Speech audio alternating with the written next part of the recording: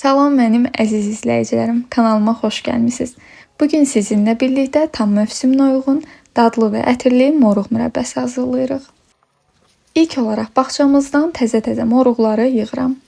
Qeyd edim ki, bu mürəbbə üçün ideal ölçü 1 kiloqram moruğa 900 qram şəkər tozudur. Mən bugün tam 3 kiloqram moruqdan istifadə edəcəm.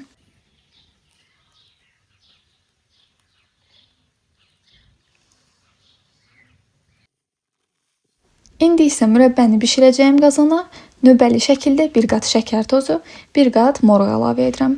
Bu minvalla bütün moruqları qaba yerləşdirib suyunu salması üçün gözlədirəm.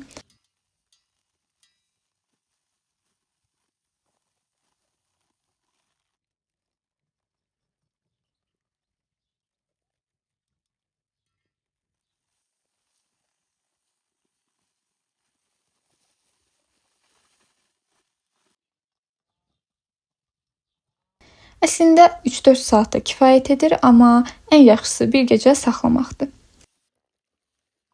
Bir gecə gözlətdikdən sonra qazanı yüngülcə silkələyib ocağa qoyuram və vam xodda bişirirəm.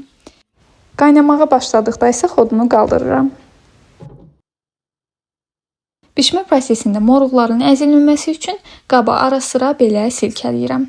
Üzərində yaranan kəfi isə qaşıqla təmizləyirəm. Ümumilikdə 18-20 dəqiqə beləcə qaynadıram.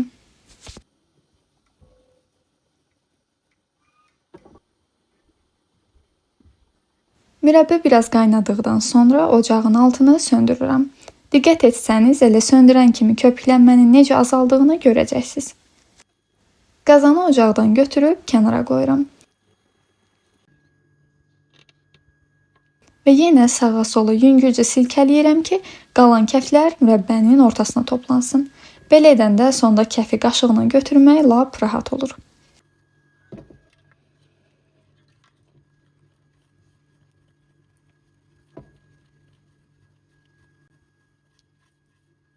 Gördüyünüz kimi ortaya toplanmış olan kəfi rahatlıqla götürürəm.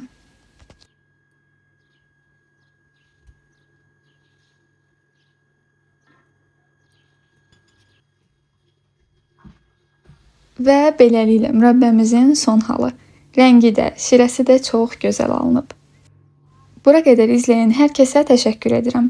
Ümid edirəm ki, video sizin üçün faydalı oldu.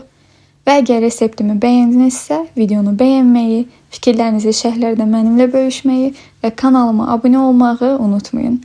Növbəti videolarda görüşənədək. Sağ olun.